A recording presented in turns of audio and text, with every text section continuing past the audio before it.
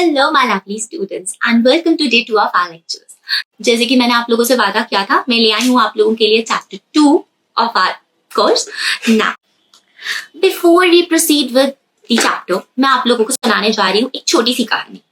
अब हुआ कुछ ऐसा कि मेरे एक जानकार हैं जिन्होंने मुझसे कहा कि मैम हम लोगों ने ना अपने घर को किराए पे चढ़ा है एंड इसके लिए हमने कराया है रेंट अग्रीमेंट। इसका मतलब अगर अब हमें कोई भी दिक्कत आती है ना टेनेंट की तरफ से, तो हम लोग पुलिस में चले जाएंगे या फिर हम लोग कोर्ट में चले जाएंगे और हमको तो कोई टेंशन नहीं होने वाली। ये देखते हुए उनका एक छोटा बेटा है कुछ 6-7 साल का, जिसने ना एक पीस ऑफ पेपर पे लिखा कि पापा कल मुझे घूमने लेकर जाएंगे और मुझे नए टॉयज दिलाएंगे।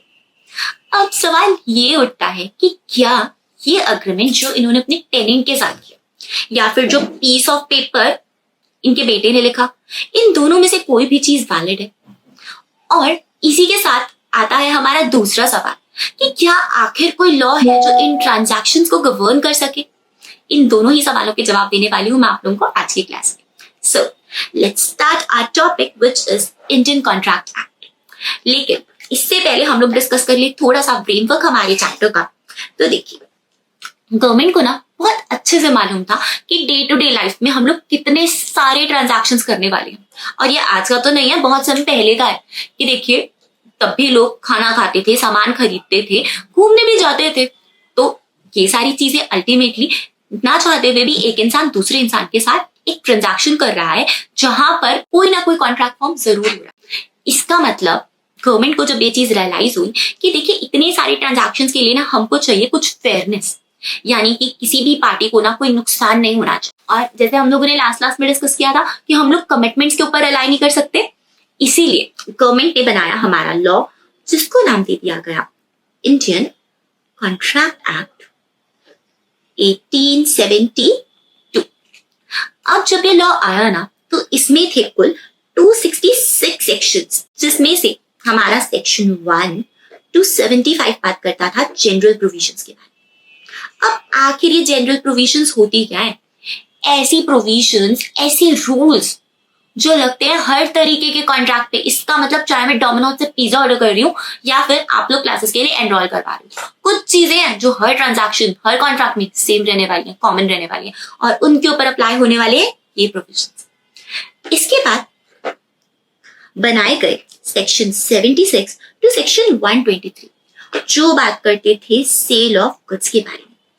यानी कि यहाँ पर जो स्कोप था ना गवर्नमेंट का, वो था सिर्फ और सिर्फ गुड्स के साथ, कि अगर कोई भी सामान बेचा जाएगा, खरीदा जाएगा तो वो इन सेक्शंस के अंदर डील किया जाएगा। उसके बाद सेक्शन 124 से 147 इन लोगों ने बनाया इंडेमनिटी एंड गारंटी के लिए। अब इंडेमनिटी को आप लोग फिलहाल के लिए समझ सकते हैं इंश्योरेंस के कॉन्ट्रैक्ट, बहुत छोटे, राइट। और याद रखिएगा कि ये सारी चीजें हम लोग क्लासेस में आगे में कवर करने वाले हैं, बस उसके लिए आपको मेरे साथ में जुड़े रहना पड़ेगा, राइट। इसके बाद बनाया गया सेक्शन 148 टू सेक्शन 181 जो बात करता है बेलमेंट के बारे में। तो अगर आप लोगों ने बेलमेंट पढ़ लिया है बहुत बढ़िया है, लेकिन अगर नहीं पढ़ा तो मेरे साथ अच्छे से कवर कर लेना, राइट। दूसरी आई सेक्शन 182 से सेक्शन 238 जो बात करते थे एजेंसी के बारे में। और इसके बाद बने हमारे सेक्शन 239 टू 266 जिसमें बात की गई पार्टनरशिप अग्रीमेंट्स के बारे में, यानी कि पार्टनरशिप लॉस के बारे में। अब ये एक्ट बन तो गया और ये लॉ बनाया गया था 1 सितंबर 1872।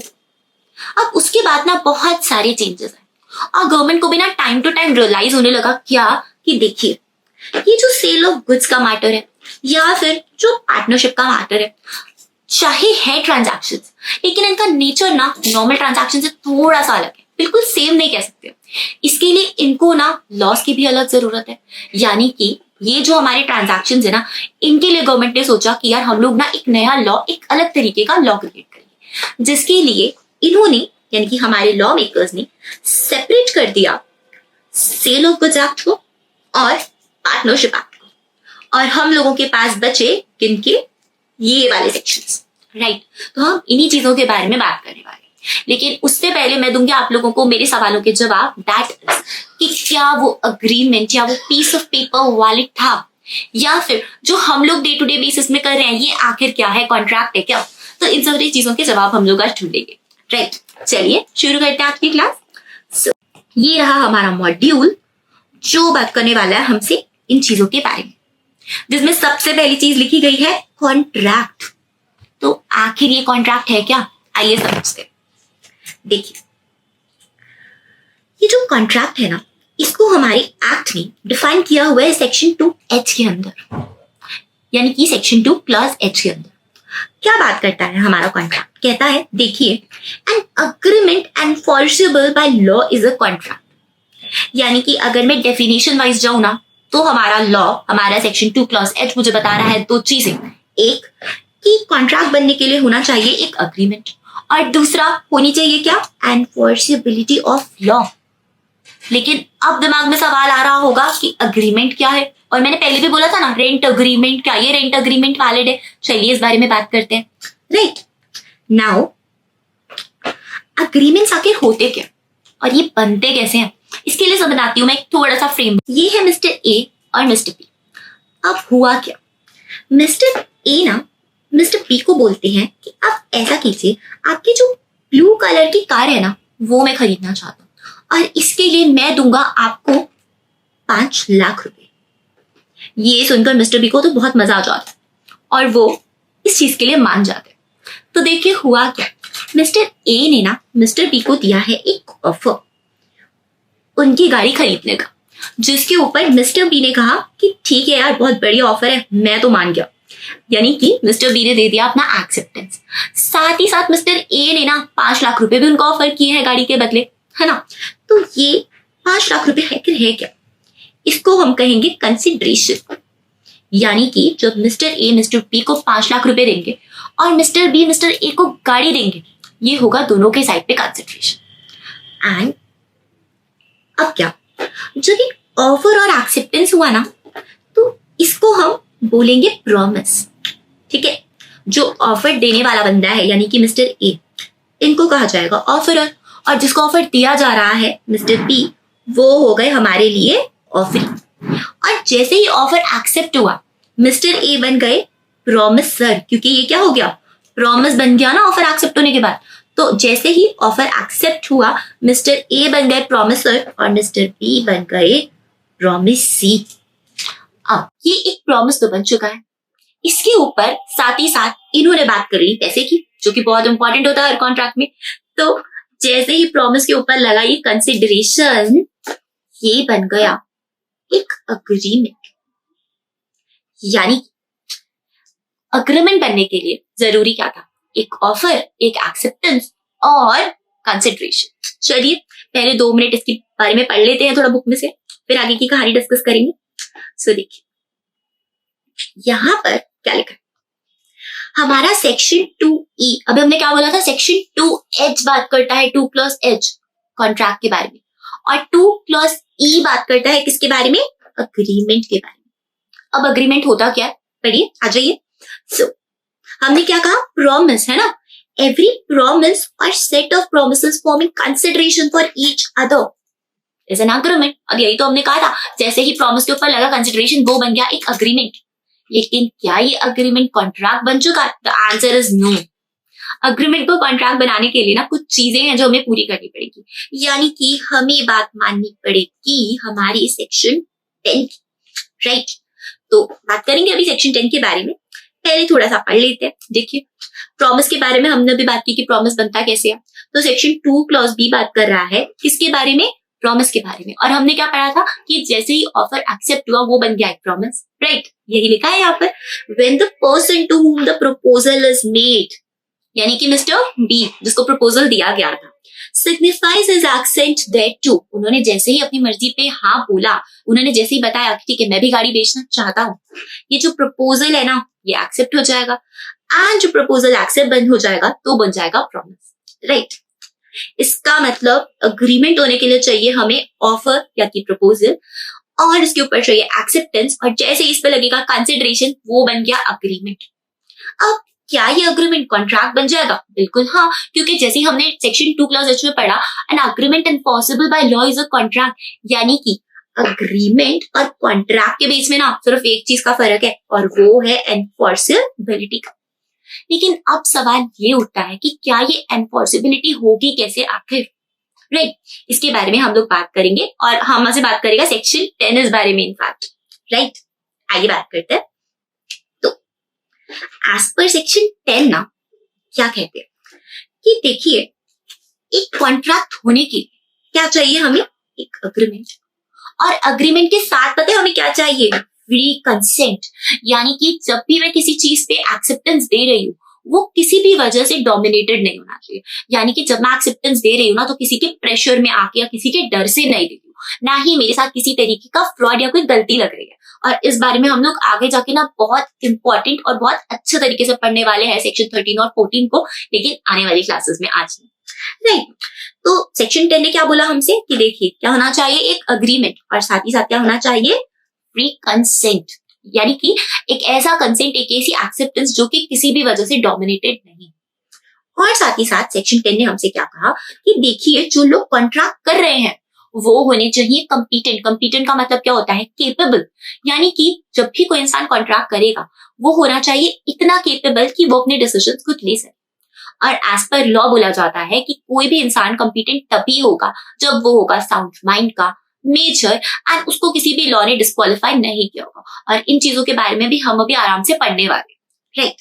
साथ ही साथ सेक्शन 10 ने क्या बोला कि देखिए लॉफुल कंसिडरेशन और लॉफुल ऑब्जेक्ट होना चाहिए। यानी कि जिस चीज के लिए आप अग्री कर रहे हैं वो होना चाहिए बिल्कुल लीगल। इसका मतलब अगर मैं आप लोगों से कहूँ कि चलिए किसी का मर्डर करते हैं और बदले में हम आपको पैसे दूंगी, तो क्या ये ऑब्जेक्ट लीगल है? The answer is no, right. इसी तरीके से अगर मैं आपको बोलूं कि मैं जाली नोट छाप के यानी कि काउंटरफीट करके आपको नोट्स दे देती हूँ नकली वाले, तो क्या वो कंसिडरेशन वैलिड होगा? The answer is again no, right. तो कॉन्ट्रैक्ट के होने के लिए ना ये 6 चीजें तो बहुत इंपॉर्टेंट है। और छठी चीज क्या है? That it should not be expressly declared void. यानी कि ये कॉन्ट्रैक्ट ऐसे नहीं होने चाहिए जिनको लॉ ने बोला है कि ये अग्रीमेंट्स यानी कि ये कॉन्ट्रैक्ट जो है वो वॉइड है।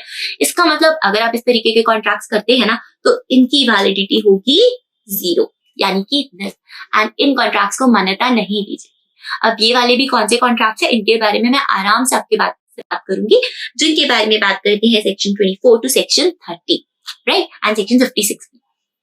अब आ जाते हैं आगे। तो देखिए ये तो हो गई सेक्शन 10 की बात, लेकिन सेक्शन 10 के अलावा भी ना जैसे हमने कहा कि पहले एक अग्रीमेंट का होना जरूरी है, तो अग्रीमेंट कैसे बनेगा उसके बारे में सेक्शन 10 बात नहीं करता। उसके बारे में बात करते हैं वैसे ही जनरली कि देखिए अग्रीमेंट बनने के लिए 2 पार्टीज का होना बहुत जरूरी है। हमने कहा था ना एक ऑफर और एक्सेप्टेंस, तो क्या कोई बंदा खुद को ऑफर दे सकता है? नहीं ना। इसका मतलब हमें 2 पार्टीज तो चाहिए, एक बंदा जो मुझे ऑफर देगा और दूसरा जो एक्सेप्ट करेगा, राइट। दूसरी चीज क्या है कि ये जो पार्टीज है ना इनका इंटेंशन होना चाहिए लीगल रिलेशन क्रिएट करने का। यानी कि अगर मैं किसी दुकान पे विंडो शॉपिंग करने जा रही हूँ ना तो मेरा बिल्कुल भी इंटरेस्ट नहीं है उसका सामान खरीदने में और लीगल ऑब्लिगेशंस क्रिएट करने में, और वो एक कॉन्ट्रैक्ट नहीं बन सकता, राइट। साथ ही साथ हमारा पॉइंट 3 हमसे कहता है कि अगर कोई और फॉर्मेलिटीज है तो आपको उनको भी कंप्लाई करना पड़ेगा अग्रीमेंट बनाने के लिए। जैसे हमने कहा कि हमने रेंट अग्रीमेंट किया था, तो वो रेंट अग्रीमेंट ना नॉर्मली 100 रुपए के एक स्टैम्प पेपर पे साइन किया जाता है। इसका मतलब जैसे ही उसके ऊपर स्टैम्प पेपर लगा, जो भी कंप्लायंसेस यानी कि जो भी एडिशनल रिक्वायरमेंट्स थी ना लॉ की वो कंप्लीट हो गई और वो अग्रीमेंट तो बन चुका है। और आगे के जवाब हम देने वाले हैं कि क्या वो कॉन्ट्रैक्ट था उसके बारे में भी बात करेंगे, राइट। देन ये जो हमारी अग्रीमेंट्स है ना इनका मीनिंग बिल्कुल सर्टेन होना चाहिए। सर्टेन का मतलब क्या कि अगर मैं बोलती हूँ किसी भी कार शोरूम पे जाके कि मुझे ब्लैक कलर की कार खरीदनी है, अब ये चीज स्पेसिफिक तो है नहीं क्योंकि वो मुझसे पूछेगा कि आपको कौन सी कंपनी की कार चाहिए, कौन सा मॉडल नंबर चाहिए एंड एग्जैक्टली क्या स्पेसिफिकेशंस चाहिए। तो जब तक ये सारी डिटेल्स मैं नहीं बताऊंगी तब तक मेरा कॉन्ट्रैक्ट सर्टेन यानी कि तब तक मेरा अग्रीमेंट सर्टेन नहीं होने वाला, राइट। एंड इसीलिए क्योंकि ये सर्टेन नहीं है ये एक अग्रीमेंट फॉर्म नहीं हो सकता, right. Now the next thing is possibility to perform. अब पॉसिबिलिटी टू परफॉर्म का मतलब क्या होता है कि जब भी हम कोई अग्रीमेंट कर रहे हैं ना ये अग्रीमेंट की पॉसिबिलिटी होनी चाहिए परफॉर्मेंस की। यानी कि फेक प्रोमिसेस जैसे कि चांद तारे तोड़कर लाना रियल नहीं है, राइट। तो ये बात करते हैं सेक्शन 10 के अलावा हमसे कि भाई एक अग्रीमेंट होने के लिए ये सारी चीजों का होना भी बहुत जरूरी है।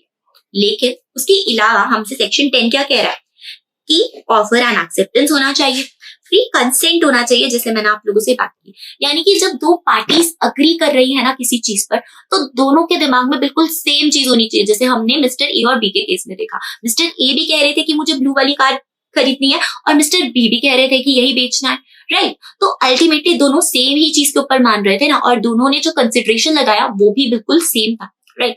तो यहाँ पर दोनों ही पार्टीज का माइंड बिल्कुल सेम जगह पर माना, जिसको हम कहते हैं कंसेंसस एट इडम, यानी कि मीटिंग ऑफ माइंड्स, राइट। अब आ जाते हैं दूसरी चीज पे जिसके बारे में हम बात कर रहे थे, which was capacity to contract. Capacity to contract क्या है? यानी कि दोनों पार्टीज ना केपेबल होनी चाहिए टू एंटर इनटू कॉन्ट्रैक्ट। इसका मतलब मेरी जो दोनों पार्टीज हैं वो मेजॉरिटी की होनी चाहिए, यानी कि 18 साल से ज्यादा उम्र की, 18 साल की होनी चाहिए एटलीस्ट, राइट। साउंड माइंड की होनी चाहिए। इसका मतलब जब भी वो इंसान कॉन्ट्रैक्ट कर रहा है वो किसी भी मेंटल डिसेबिलिटी में नहीं, which means he is in the power to make decisions.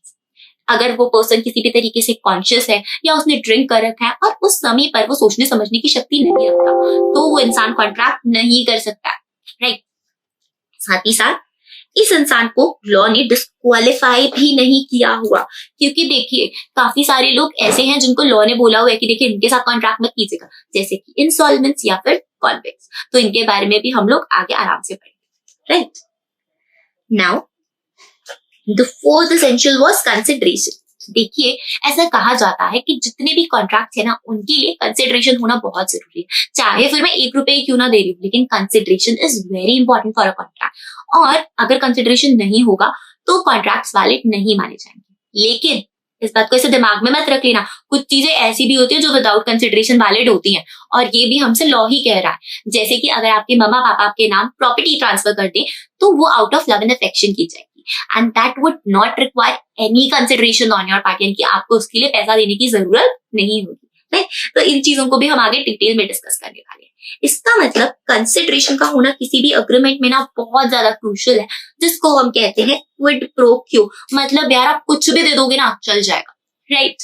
अब आते हैं दूसरी चीज के ऊपर जिसमें हम बात करने वाले हैं लॉफुल कंसिडरेशन एंड ऑब्जेक्ट, जहां पर मैंने कहा कि देखिए जब भी आप अग्रीमेंट या कॉन्ट्रैक्ट कर रहे हैं, बेसिकली अग्रीमेंट जो कि आगे जाके कॉन्ट्रैक्ट बन जाएगा अगर सेक्शन 10 की सारी कंप्लायंसेस हो जाते हैं, तो ये कॉन्ट्रैक्ट वैलिड तब भी होगा जब जो ऑब्जेक्ट और जो कंसिडरेशन आपने सोचा है वो इलीगल नहीं है, यानी कि लॉ ने नहीं बोला कि यार ऐसा मत करना, क्योंकि अगर आप लॉ को कॉन्ट्रडिक्ट करेंगे तो आपके कॉन्ट्रैक्ट्स इनवैलिड हो जाएंगे, राइट। यानी कि उनकी कोई मान्यता नहीं रहेगी, ओके।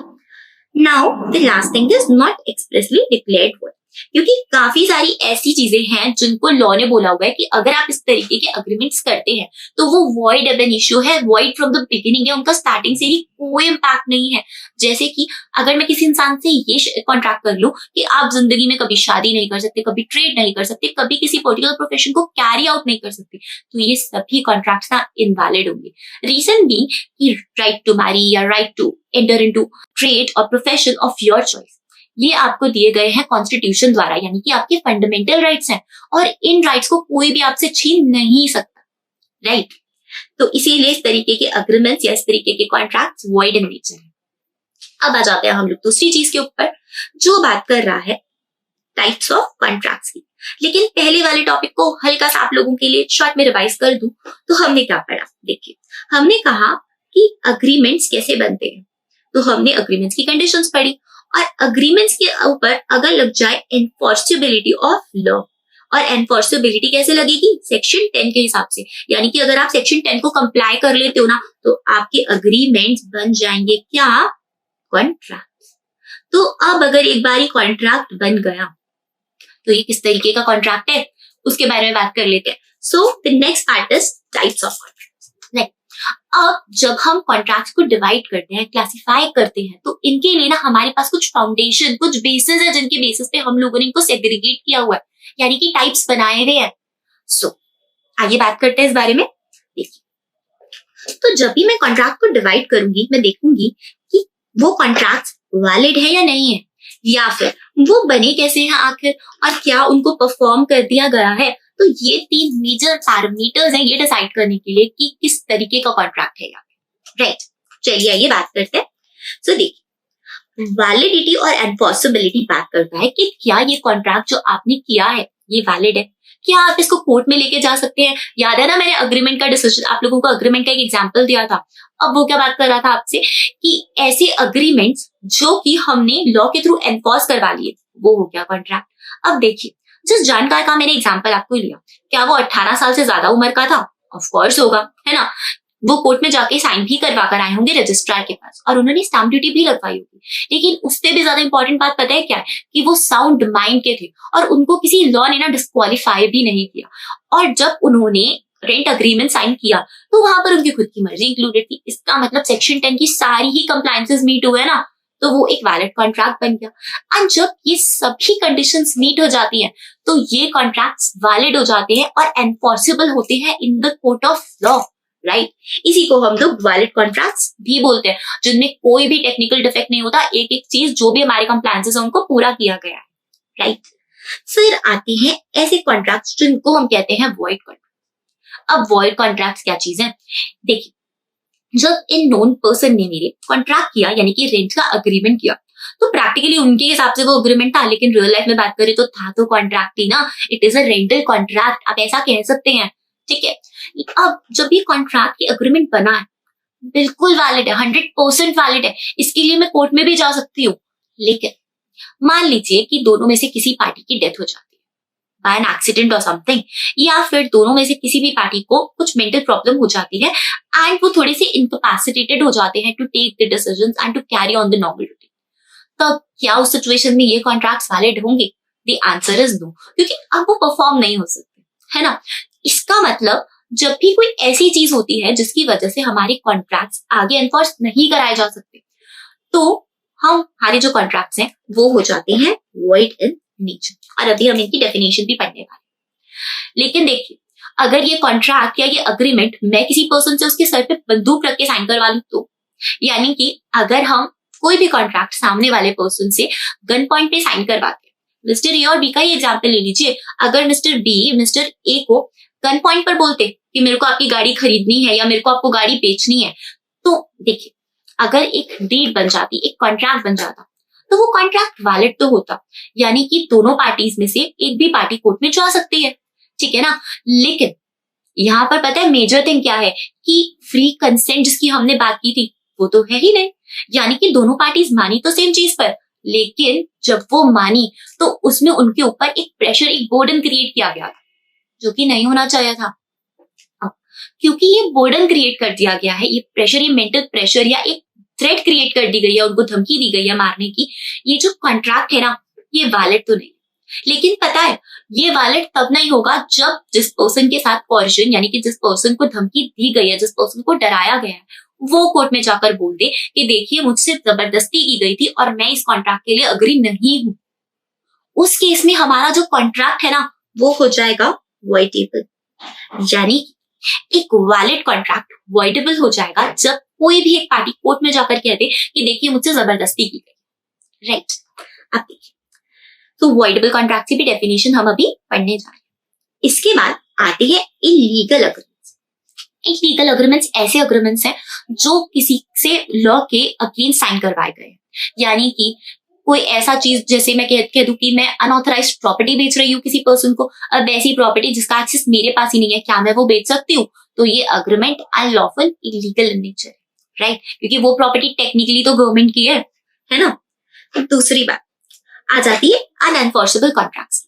अभी अनएनफोर्सेबल कॉन्ट्रैक्ट्स क्या है और क्या इलीगल अग्रीमेंट्स और अनएनफोर्सेबल कॉन्ट्रैक्ट्स में कोई फर्क है? बिल्कुल है यार। देखिए ये जो इलीगल अग्रीमेंट्स है ना, इनका ऑब्जेक्ट, इनका कंसिडरेशन ना अनलॉफुल होता है, यानी कि कुछ ऐसा जिसको लॉ ने मना किया हुआ है।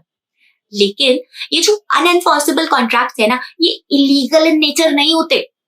ये इसीलिए अनएनफोर्सेबल हो जाते हैं क्योंकि इनमें कोई छोटी मोटी सी टेक्निकल कमी रह जाती है, यानी कि कोई टेक्निकल डिफेक्ट रह जाता है। जैसे कि मैंने कॉन्ट्रैक्ट तो किया बट मैं उसको लिखना भूल गई। अब एक बात बताइए कि क्या कोई प्रॉपर्टी बिना लिखे ट्रांसफर हो सकती है? नहीं ना। तो ये कॉन्ट्रैक्ट चाहे वैलिड थे, लेकिन क्योंकि ये राइट नहीं हो पाए, इनको आप कोर्ट में एनफोर्स नहीं करा पाए, राइट। आइए डेफिनेशंस पढ़ लेते हैं पहले 2 मिनट। तो हमने क्या कहा, वैलिड एग्रीमेंट्स कौन से हैं? जो कि बाइंडिंग है और एनफोर्सेबल है, इनमें सभी एसेंशियल एलिमेंट्स मौजूद है। लेकिन अगर मैं वॉइड कॉन्ट्रैक्ट की बात करूं तो ये ceases to be enforceable by law, यानी कि इनको लॉ मना कर देता है, रोक देता है to be enforceable. और क्यों? When it ceases to be enforceable, यानी कि कुछ ऐसी घटना हो जाती है जिसकी वजह से ये अनएनफोर्सेबल हो जाता है और फिर लॉ बोलता है कि यार आप इनको परफॉर्म नहीं कर सकते, जैसे कि डेथ या insanity of a party, right? फिर आते हैं वॉइडेबल कॉन्ट्रैक्ट. तो सेक्शन 2 क्लॉज आई बात करता है वॉइडेबल कॉन्ट्रैक्ट की, जहां पर ये कहा गया है कि अगर एक भी पार्टी, यानी कि when one or more parties के ऑप्शन पे ये अग्रीमेंट वॉइडेबल है, लेकिन जो सामने वाली पार्टी है ना वो कह रही है देखिए ये कॉन्ट्रैक्ट वैलिड है. यानी कि अगर मुझसे किसी ने जबरदस्ती किसी पेपर पे साइन कराया ना तो वो बंदा तो कहेगा कि देखिए ये कॉन्ट्रैक्ट वैलिड है, लेकिन अगर मैं चाहूं तो मैं कोर्ट में जा सकती हूँ और ये बोल सकती हूँ कि देखिए मुझसे जबरदस्ती की गई थी, यानी कि ये कॉन्ट्रैक्ट वॉइडेबल है क्योंकि मेरा फ्री कंसेंट इसमें नहीं था, राइट? आइए डेफिनेशन पढ़े. तो क्या लिखा है सेक्शन 2 क्लॉज आई में? An agreement which is enforceable by law. Enforceable तो है, लेकिन at the option of one और मोर पार्टीज, जिसने सामने वाले बंदे को प्रेशर किया है, थ्रेटन किया है, लेकिन but not at the option of other party और अदर्स, तो इसको कहा जाएगा वॉइडेबल कॉन्ट्रैक्ट, राइट? अब आ जाते हैं आगे और पढ़ते हैं आगे की कहानी कि इलीगल कॉन्ट्रैक्ट्स क्या होते हैं. जैसे हम लोगों ने बात की कि इलीगल कॉन्ट्रैक्ट्स वो कॉन्ट्रैक्ट्स है जिनको लॉ ने फोरबिड किया हुआ है, यानी कि गैम्बलिंग करना या फिर कुछ ऐसे एग्रीमेंट्स करना जिसमें हम कहते हैं कि हम गवर्नमेंट के अगेंस्ट वॉर कर देंगे, ये सारी चीजें इनलीगल है, राइट? ऑल्सो अनएनफोर्सेबल कॉन्ट्रैक्ट्स कौन से हैं? ऐसे कॉन्ट्रैक्ट जिनमें कोई टेक्निकल डिफेक्ट है, ये तो मैंने आप लोगों को बताया था. अब हमारे नेक्स्ट टाइप ऑफ कॉन्ट्रैक्ट्स है on the basis of formation. So ये कॉन्ट्रैक्ट्स आखिर बने कैसे? आपने कभी इंश्योरेंस के कॉन्ट्रैक्ट्स देखे हैं? उसमें टर्म्स एंड कंडीशंस ना बहुत क्लियरली छोटे छोटे अक्षरों में लिखी होती है, यानी कि जो इंश्योरेंस पार्टीज है ना, इंश्योरेंस कंपनीज, वो आपसे कोई भी बात छुपाना नहीं चाहती, इसलिए वो एक एक चीज आप लोगों को क्लियर कर देती है. इसका मतलब ऐसे कॉन्ट्रैक्ट्स जहां पर हर एक चीज बाय ओरल या रिटन वर्ड्स लिखी जा रही है, बोली जा रही है, बताई जा रही है आप लोगों को, उनको हम कहेंगे एक्सप्रेस कॉन्ट्रैक्ट्स, राइट? सो देखिए, एक्सप्रेस कॉन्ट्रैक्ट्स ऐसे कॉन्ट्रैक्ट्स हैं जहां पर everything is expressed by words और in writing. And section 9 of the act कहता है दैट इफ अ प्रपोजल और acceptance of any promise is made in words, वो जो प्रॉमिस है वो एक्सप्रेस इन नेचर होगा. बट कॉन्ट्ररी टू इट, अगर मेरे पास कोई शू पॉलिश करने वाला पर्सन आता है और वो मेरे शूज को पॉलिश करने लग जाता है और मैं उसको मना नहीं करती, अब ऐसी कंडीशन में क्योंकि मैंने उसको मना नहीं किया, ये हो गया एक इम्प्लाइड एक्सेप्टेंस, एंड अल्टीमेटली ना चाहते हुए भी एक कॉन्ट्रैक्ट बन चुका है और अब मैं बाउंड हूं to pay him for his services, right? देखिए, सो इम्प्लाइड कॉन्ट्रैक्ट्स ऐसे कॉन्ट्रैक्ट्स हैं जो बाय इम्प्लीकेशन आए हैं लॉ में, राइट? सो अगर आप बाय एक्शन या कंडक्ट से डीलिंग कर लेते हैं तो वो हो जाते हैं इम्प्लाइड कॉन्ट्रैक्ट्स. और सेक्शन 9 कहता है दैट एज सच प्रपोजल और acceptance if made otherwise then in words, यानी कि वर्ड्स के अलावा किया जा रहा है ना तो वो इम्प्लाइड कॉन्ट्रैक्ट, राइट? इसी का पार्ट है टेसिट कॉन्ट्रैक्ट्स. अब देखिए, ये भी कॉन्ट्रैक्ट प्योरली कंडक्टफुल इन नेचर है, यानी कि अगर मैं एटीएम मशीन पर जाती हूँ, एटीएम कार्ड इंसर्ट करती हूँ तो बाहर क्या आएगा? पैसा ना. इसका मतलब ऐसी चीजें जो कॉमन सेंस के ऊपर में बेस्ड हैं और हमें पता है कि अगर हम ऐसा करते हैं तो इसका कॉन्सिक्वेंस यही होने वाला है. ऐसे कॉन्ट्रैक्ट्स को बोला जाता है टेसिट कॉन्ट्रैक्ट्स, राइट?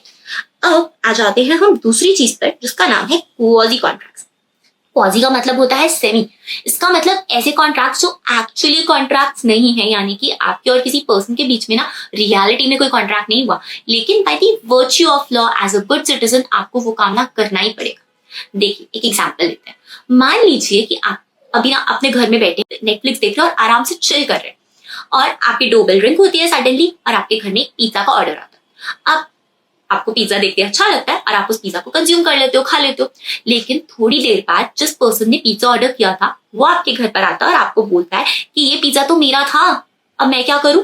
तो आप एज अ गुड सिटीजन देखिए, उसको पिज्जा तो वापस नहीं कर सकते, लेकिन बदले में क्या करोगे? उसको उस चीज के लिए पे कर दोगे. सो प्रैक्टिकली यहाँ पर क्या हुआ? आपके और उस पर्सन के बीच में कोई ओरिजिनली कॉन्ट्रैक्ट नहीं था, लेकिन by the virtue of law आपके ऊपर एक रिस्पॉन्सिबिलिटी आ गई, जिसका मतलब है आपको उस पर्सन को पे करना पड़ा, और यही है क्वाजी कॉन्ट्रैक्ट्स. सो देखिए, क्वाजी कॉन्ट्रैक्ट्स ना एक्चुअल कॉन्ट्रैक्ट्स नहीं होते, लेकिन ये कॉन्ट्रैक्ट्स जैसे ही होते हैं क्योंकि इनको कुछ सर्कमस्टांसेस में लॉ ऑटोमेटिकली बना देता है.